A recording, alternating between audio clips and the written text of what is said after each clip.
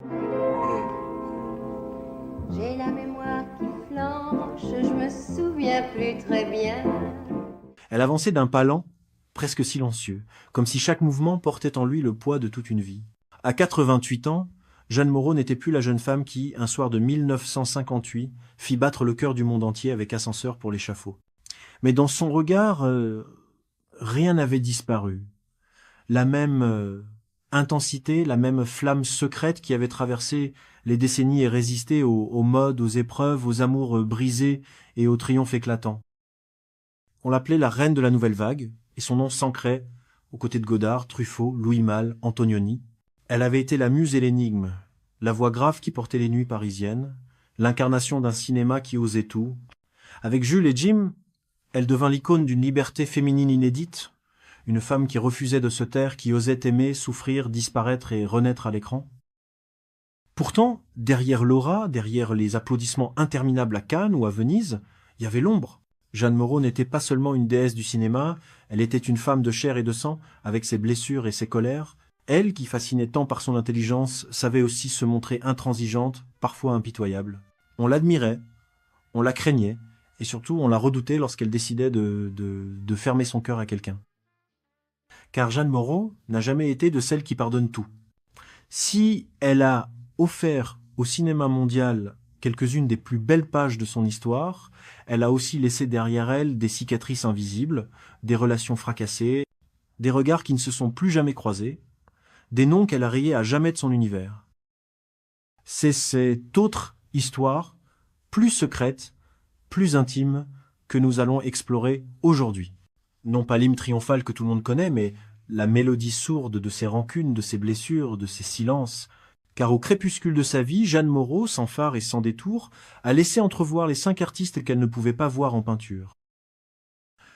Et ce sont ces 5 noms, 5 destins croisés, 5 relations brisées, qui révèlent une Jeanne Moreau plus humaine que jamais. Et aujourd'hui, à 88 ans, Jeanne Moreau révélait les 5 artistes qu'elle ne pouvait pas voir en peinture. Numéro 1, Brigitte Bardot. Bridget, you crazy woman. Yeah, She'd come to the set with the horse. yeah. A donkey. Elles n'avaient presque rien en commun. Brigitte Bardot, blonde solaire, incarnation du désir des années 50, et Jeanne Moreau, brune aux yeux de braise, muse des cinéastes intellectuels. L'une naissait dans les cris des photographes, sous les projecteurs de Saint-Tropez, l'autre grandissait dans les salles obscures de la Nouvelle Vague, où la caméra s'attardait sur un silence, sur un frisson, sur une nuance d'âme. Pourtant, dans les coulisses du cinéma français, leurs destins se sont croisés, et ce choc fut loin d'être harmonieux. Dans les années 60, la presse française cherchait sans cesse des figures à opposer. Bardot représentait la jeunesse effrontée, la sensualité pure, l'icône pop avant l'heure. Moreau, elle, incarnait la profondeur, l'ambiguïté, la complexité des sentiments. Dès lors, on les plaça sur 2 trônes rivaux, la beauté candide contre l'intelligence brûlante. Chaque apparition de Bardot en bikini à la madrague était mise en balance avec chaque gros plan de Moreau dans La Note ou Jules et Jim. Ce jeu médiatique, Moreau le supportait mal. Elle qui avait bâti sa carrière sur l'exigence et la dignité artistique, voyait avec une pointe d'amertume que les couvertures des magazines s'arrachaient surtout l'image de Bardot. Non pas qu'elle méprisât Bardot en tant que femme, mais elle méprisait le système qui la transformait en marchandise, en sex-symbole universel, réduisant l'art du cinéma à une simple carte postale. Lors d'un dîner mondain à Cannes, un journaliste, cherchant le scandale, osa comparer les deux devant elle. « Vous êtes l'anti-Bardot, n'est-ce pas ?» Le visage de Jeanne se figea. Elle répondit d'une voix calme, presque glaciale. « Je ne suis l'anti-personne. Je suis moi. » Mais au fond, cette comparaison perpétuelle était devenue une plaie. Moreau ressentait une sorte d'injustice. Pourquoi la presse mettait-elle en compétition 2 femmes qui, en vérité, ne jouaient pas dans le même registre? Pourquoi fallait-il toujours opposer la chair et l'esprit? Les rares rencontres entre Bardot et Moreau furent empreintes de cette tension latente.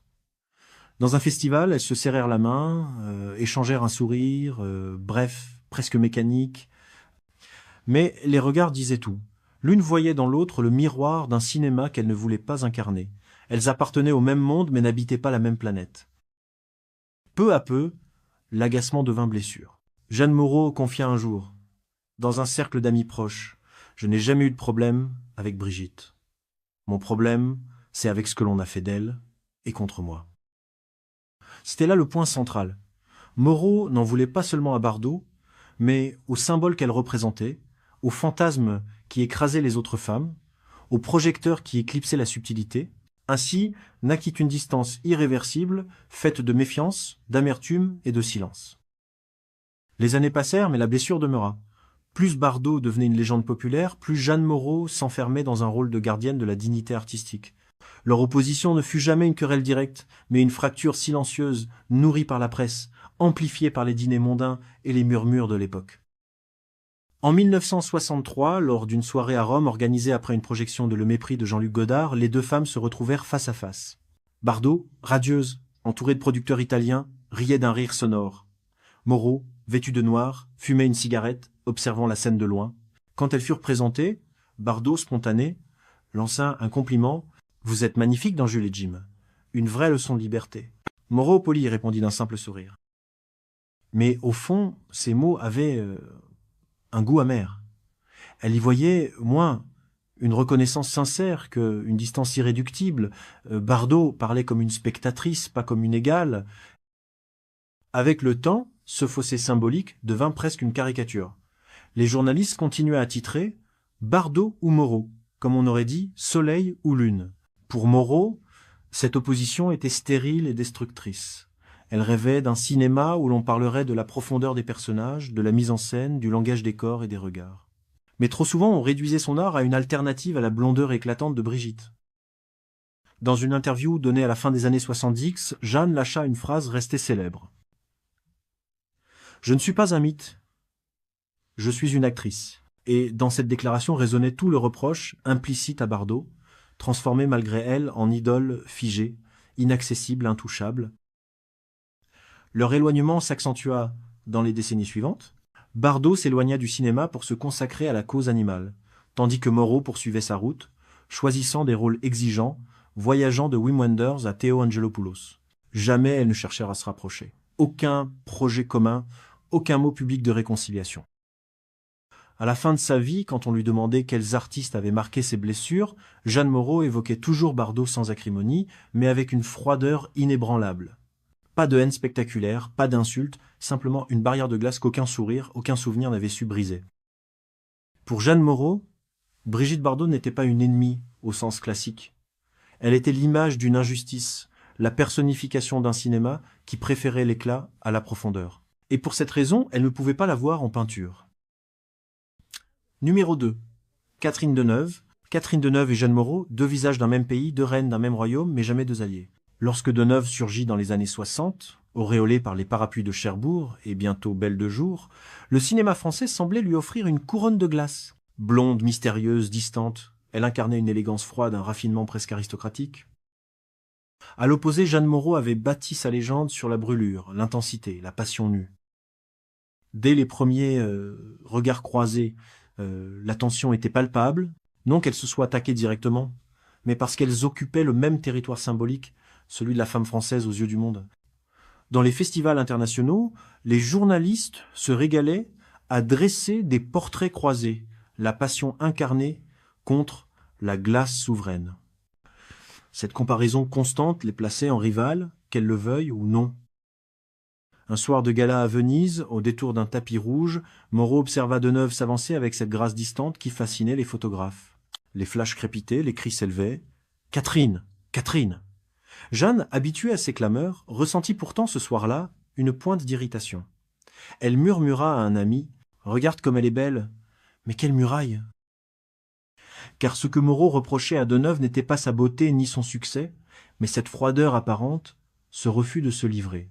Moreau, qui croyait au cinéma comme confession, comme mise à nu, ne comprenait pas cette distance calculée, cette retenue glaciale qui séduisait tant le public. Leurs trajectoires professionnelles se croisèrent à plusieurs reprises autour de projets qu'elles auraient pu partager, mais toujours l'ombre d'une rivalité empêchait la rencontre. Les producteurs rêvaient parfois de les réunir, mais l'idée se heurtait à une évidence. Deux reines, sur la même scène, c'était une guerre de trône assurée. Dans les coulisses, certains confiaient que Moreau admirait en secret la discipline de Deneuve, mais qu'elle la trouvait inhumaine, comme figée dans une statue de marbre. Pour Jeanne, être actrice signifiait trembler, transpirer, se perdre. Pour Catherine, c'était régner, dominer, garder la maîtrise. Deux philosophies inconciliables, deux regards qui ne pouvaient se croiser sans éclat muet. Cette opposition silencieuse allait durer des décennies, marquant l'histoire du cinéma français d'une tension invisible mais tenace. Dans les années 70 et 80, la rivalité symbolique entre Jeanne Moreau et Catherine Deneuve se cristallisa autour des rôles convoités. Les grands réalisateurs français et européens rêvaient d'avoir l'une ou l'autre, mais rarement les deux. Chaque film qui échappait à Moreau et tombait entre les mains de Deneuve devenait une écharde supplémentaire. Inversement, chaque triomphe de Moreau rappelait à Deneuve que la couronne du cinéma français n'était jamais définitivement acquise. Les producteurs aimaient entretenir ce duel silencieux. On racontait qu'à l'époque de Tristana de Luis Buñuel, certains avaient pensé à Moreau avant de se tourner vers Deneuve. Ce simple choix suffisait à envenimer les murmures. Buñuel préfère la froideur aristocratique à la passion charnelle. Jeanne, en entendant ces mots, haussa les épaules, mais son silence en disait long. Sur un plateau de télévision, lorsqu'un journaliste lui demanda ce qu'elle pensait de Deneuve, Moreau répondit avec un sourire énigmatique « Elle est parfaite dans son registre, mais moi je préfère les failles ». Une phrase qui, sans être une attaque directe, laissait transparaître un reproche, celui d'un jeu trop contrôlé, trop lisse. De son côté, Deneuve, fidèle à son image de sphinx, ne répondait jamais frontalement. Elle se contentait d'ignorer les piques, de rester dans son silence souverain. Et ce silence, paradoxalement, irritait encore plus Moreau, car pour elle, le non-dit pouvait être plus violent que la dispute. Les années passant, l'opposition se transforma en une sorte de légende. Les critiques parlaient d'elle comme des pôles opposés, deux figures éternelles que tout séparait. Rarement, elles furent photographiées côte à côte, et quand cela arrivait, l'image semblait trop lourde de symboles pour être naturelle. À la fin de sa vie, Jeanne Moreau confia à demi-mot que Catherine Deneuve représentait pour elle l'autre cinéma, celui qu'elle ne comprenait pas, celui qui transformait la douleur en marbre, l'émotion en silence. Une esthétique qu'elle respectait peu être, mais qu'elle n'aimait pas. Et dans cette différence, dans cette incapacité à se reconnaître l'une dans l'autre, résidait toute la fracture. Moreau ne haïssait pas Deneuve. Elle l'excluait simplement de son univers intime, incapable de franchir la muraille de glace que représentait son éternel rival. Ainsi, deux reines régnèrent sur le cinéma français, chacune de son côté du trône, sans jamais tendre la main vers l'autre. Numéro 13. François Truffaut. Avec François Truffaut, tout commença dans l'enthousiasme et la curiosité. Jeanne Moreau était déjà une actrice reconnue quand le jeune critique des cahiers du cinéma, devenu cinéaste, se lança dans l'aventure de la nouvelle vague. Truffaut voyait en elle une alliée naturelle, une actrice capable de donner chair à ses obsessions, la passion, la jalousie, la fuite impossible de l'amour. Leur rencontre semblait évidente, presque inévitable. Lorsque Truffaut lui proposa de tourner Jules et Jim en 1962, Moreau accepta avec un mélange de défi et de fascination. Le film devint rapidement une œuvre phare, et son interprétation de Catherine femme insaisissable, libre et destructrice marqua à jamais l'histoire du cinéma. À l'écran, tout paraissait limpide. Une fusion parfaite entre la vision du cinéaste et le talent de l'actrice. Mais derrière la caméra, les tensions naissaient déjà. Truffaut, perfectionniste à l'extrême, cherchait à contrôler chaque geste, chaque intonation. Moreau, habitué à travailler avec des réalisateurs comme Louis Malle ou Michelangelo Antonioni, qui lui laissaient un espace d'improvisation, supportait mal cette surveillance constante. Elle, qui croyait à la vérité des instants, se voyait parfois réduite à une marionnette dans les mains d'un metteur en scène exigeant. Un jour de tournage, après une prise répétée plus de 10 fois, Moreau lâcha d'un ton sec « François, si vous cherchez une machine, achetez un magnétophone. Mais si vous me voulez moi, laissez-moi respirer. » Truffaut, blessé, ne répondit pas. Mais ce silence lourd devint le prélude à une relation complexe. Entre admiration réciproque et agacement profond, chacun voyait dans l'autre un miroir déformant. Truffaut considérait Moreau comme une actrice géniale mais ingérable. Moreau voyait en lui un auteur brillant mais autoritaire. Le succès de Jules et Jim ne calma rien. Au contraire, il installa une tension sourde. Moreau, célébrée comme une icône internationale, se sentait redevable à Truffaut, mais aussi prisonnière de l'image qu'il avait sculptée d'elle. Catherine, son personnage, devenait presque un fardeau. Partout, on confondait la femme et son rôle, et cela l'exaspérait. Ce fossé entre la gratitude et l'amertume fut la première fissure. Une fissure qui, avec le temps, allait devenir une fracture. Après le triomphe de Jules et Jim, on aurait pu croire que Jeanne Moreau et François Truffaut allaient poursuivre une collaboration féconde. Pourtant, il n'en fut rien. Derrière les sourires viciels, les tensions ne cessaient de croître. Truffaut aimait les actrices, mais il aimait surtout les façonner. Pour lui, le plateau de cinéma était un laboratoire où l'actrice devait incarner son univers. Moreau, au contraire, voyait le cinéma comme un espace de liberté, une zone où l'actrice pouvait imposer sa vérité. Deux visions irréconciliables. Leur collaboration suivante tourne à court. Truffaut proposa un rôle à Moreau dans un projet qu'il caressait au milieu des années 60.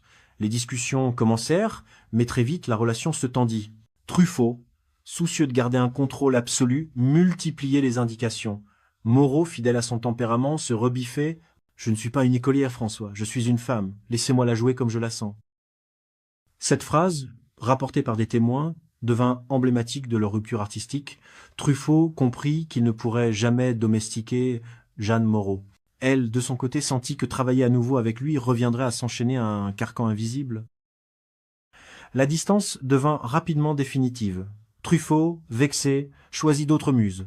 Catherine Deneuve dans La Sirène du Mississippi, Fanny Ardant plus tard.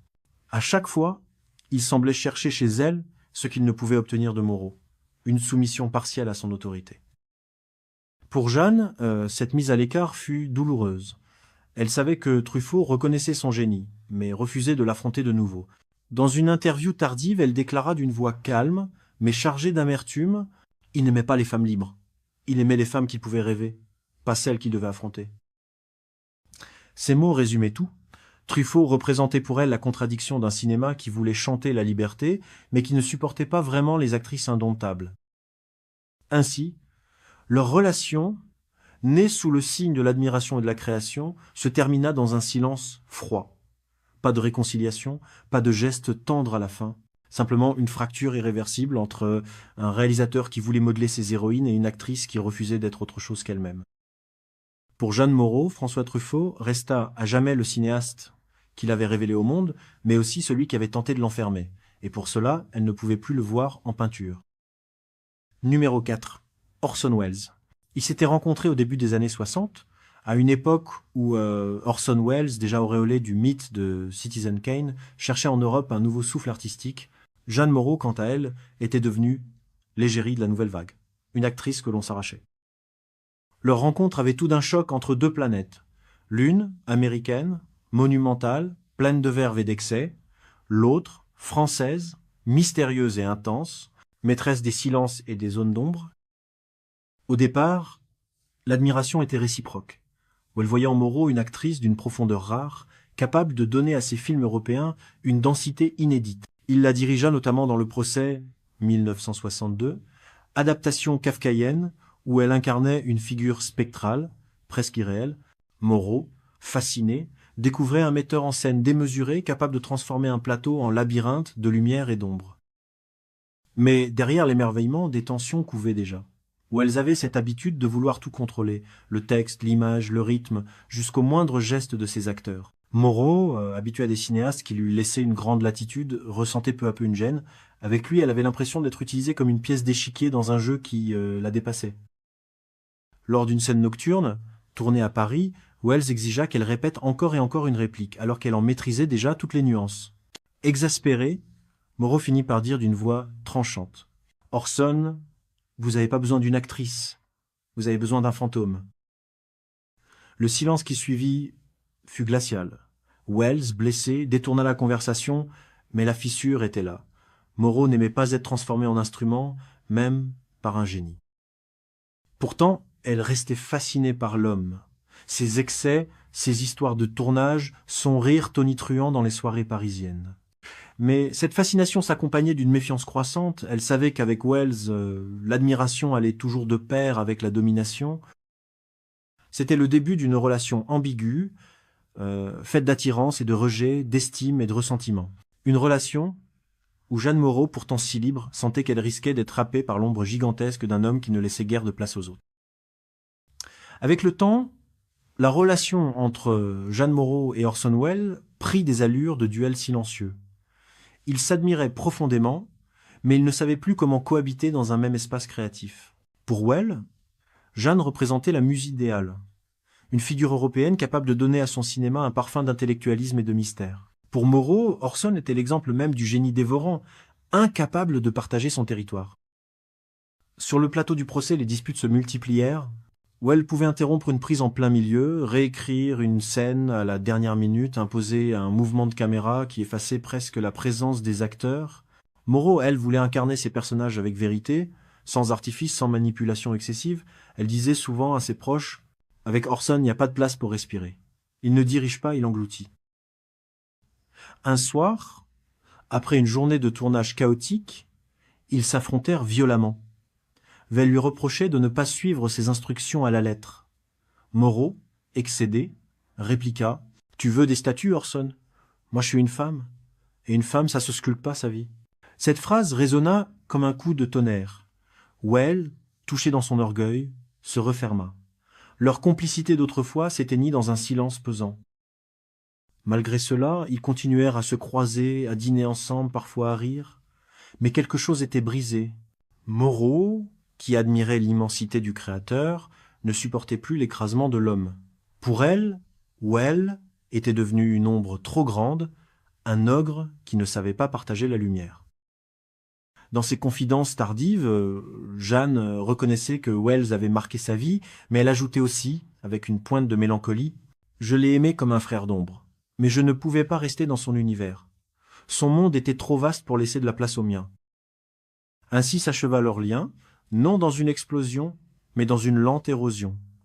Chacun resta fidèle à sa légende, mais ils ne cherchèrent plus à se retrouver. Pour Jeanne Moreau, Orson Welles demeura à jamais une figure de fascination mêlée de rejet, un homme qu'elle admirait trop pour l'aimer, qu'elle respectait trop pour le supporter. Et c'est pourquoi, même au crépuscule de sa vie, elle avouait qu'elle ne pouvait plus le voir en peinture. Numéro 5, Maria Schneider. Lorsque Jeanne Moreau croisa pour la première fois Maria Schneider au début des années 70, c'était comme rencontrer une tempête. Maria n'avait que 20 ans, mais déjà une aura sulfureuse, forgée par son rôle dans le dernier tango à Paris. Elle représentait une nouvelle génération, rebelle, instinctive, prête à tout bousculer. Moreau, qui avait elle-même incarné la liberté quelques décennies plus tôt, aurait pu voir en Schneider une héritière. Mais au lieu de cela, elle y vit une fracture générationnelle. À leurs yeux, le cinéma n'était pas la même chose. Pour Moreau, il était discipline, exigence, profondeur. Pour Schneider, il devenait parfois révolte pure, presque anarchie. La jeune actrice vivait à fleur de peau, se consumait dans les excès, refusait toute contrainte. Sur un tournage où elles se croisèrent dans un second rôle commun, Jeanne fut frappée par l'attitude désinvolte de Maria, retard aux répétitions, oubli de texte, éclat soudain de colère ou de rire. Un jour, excédé par ce comportement, Moreau la prit à part et lui dit, d'une voix ferme mais pas encore dure, « Maria, le cinéma n'est pas une improvisation sans fin, c'est un temple, tu ne peux pas y entrer les mains vides. » Schneider, insolente, éclata de rire et répondit « Un temple? Pour moi, c'est une fête. Et dans une fête, on fait ce qu'on veut. » Ce dialogue, rapporté par des témoins, illustre parfaitement la distance entre elles. Moreau, gardienne d'un art qu'elle jugeait sacré, voyait en Maria une enfant prodige mais indisciplinée, presque ingrate envers la grandeur du cinéma. Pour Jeanne, qui avait consacré sa vie à servir la caméra, ce manque de respect apparent était insupportable. Elle, qui avait lutté pour donner aux actrices une dignité, ne comprenait pas qu'une jeune étoile puisse traiter ce métier comme un jeu passager. Ainsi naquit une tension invisible mais tenace entre admiration pour le talent brut de Maria Schneider et irritation face à son imprévisibilité. Une tension qui, peu à peu, allait se transformer en rejet. La fracture entre Jeanne Moreau et Maria Schneider ne fit que s'accentuer avec le temps. Aux yeux de Moreau, Maria incarnait une génération qui brûlait ses ailes trop vite, une génération qui refusait les règles, même celles qui protégeaient l'art. Moreau, elle, croyait au travail, à la rigueur, à cette discipline secrète qui permettait à l'émotion de jaillir avec justesse. Chez Maria, elle ne voyait que désordre et feu follet. Lors d'un festival à Berlin, où elles furent invitées la même année, leurs chemins se croisèrent une nouvelle fois. Schneider, vêtue simplement, semblait indifférente au code mondain. Elle riait fort, parlait sans filtre, s'absentait sans prévenir. Moreau, assise dans un coin, la regardait avec une sévérité muette. Quand un journaliste lui demanda ce qu'elle pensait de cette nouvelle génération, elle répondit par une phrase lapidaire qui fit mouche. « Le talent n'excuse pas tout. » Maria, en apprenant ces mots, se sentit visée et répliqua dans une interview « Certains croient que le cinéma est une messe. Pour moi, il doit rester vivant, même chaotique. » Ce jeu de miroir dans la presse transforma leur désaccord privé en conflit symbolique. D'un côté, la prêtresse du cinéma d'auteur, gardienne d'une tradition exigeante. De l'autre, la comète insaisissable, rétive à toute règle. Les années suivantes ne firent qu'élargir le fossé. Schneider s'éloignait peu à peu du cinéma, accablé par les démons personnels, tandis que Moreau continuait à incarner une idée noble et grave de son métier. Pour Jeanne, Maria représentait ce qu'elle redoutait le plus, le gâchis d'un talent sacrifié à l'impatience et à l'indiscipline. Dans une conversation privée, rapportée par un proche, Moreau laissa tomber ces mots, à la fois durs et empreints d'une étrange tristesse. Elle aurait pu être immense, mais elle n'a pas su écouter. Cette phrase résumait leur relation, un mélange d'admiration contrariée et de déception irréversible. Jeanne Moreau ne haïssait pas Maria Schneider comme on déteste un ennemi, mais elle ne pouvait la supporter, car elle voyait en elle le reflet d'une liberté qu'elle jugeait stérile, destructrice, presque insultante pour le cinéma qu'elle avait tant aimé. Ainsi, au crépuscule de sa vie, quand on lui demanda quels artistes lui laissaient un goût amer, Jeanne prononça sans détour le nom de Maria Schneider, non par cruauté, mais par fidélité à son exigence. Car pour elle, aimer le cinéma, c'était aussi refuser ceux qui l'avaient trahi. Au soir de sa vie, Jeanne Moreau ne ressemblait plus à l'héroïne flamboyante de Jules et Jim, ni à la femme insaisissable de la note. Elle vivait retirée, discrète, entourée de livres, de musique et de quelques amis fidèles. Mais dans ses yeux persistait cette intensité, ce mélange de feu et de gravité qui avait toujours fait d'elle une énigme. Lorsqu'elle évoquait les 5 artistes qu'elle ne pouvait pas voir en peinture, ce n'était pas un règlement de compte tapageur. C'était une confession intime, une manière de dire que la gloire n'efface pas les blessures, que la mémoire garde en elle des cicatrices aussi tenaces que les triomphes. Bardot, Deneuve, Truffaut, Wells, Schneider, autant de noms qui avaient croisé son chemin, autant de miroirs brisés dans lesquels elle avait refusé de se reconnaître. Ces 5 relations marquées par la distance ou la douleur ne diminuaient en rien sa grandeur. Au contraire, elle rappelait qu'une légende n'est pas faite seulement de lauriers et d'ovations, mais aussi de silence, de déception, d'affrontements invisibles. Moreau avait toujours été fidèle à elle-même, intransigeante, farouche, incapable de composer avec ce qui trahissait son idée du cinéma. Dans son appartement parisien, quand la nuit tombait, on raconte qu'elle aimait écouter sa propre voix enregistrée, cette voix grave et singulière qui semblait porter toutes les tempêtes du monde. Peut être que, alors en son fort intérieur, elle repassait le film de sa vie, non pas les scènes les plus célèbres, mais ces instants où l'art avait frôlé la douleur, où la création s'était mêlée à la blessure. À 88 ans, quand elle laissa échapper cette confession sur ceux qu'elle n'avait jamais pu supporter, elle ne cherchait pas la polémique. Elle offrait simplement un dernier éclat de vérité. Une vérité nue, sans phare, comme elle l'avait toujours été à l'écran. Et c'est ainsi que s'achève le récit de Jeanne Moreau, une femme qui vécut sans compromis, qui aima et détesta avec la même intensité, qui offrit au cinéma français son visage le plus mystérieux. Elle ne leur parla jamais à ces 5 figures de sa rancune. Mais peu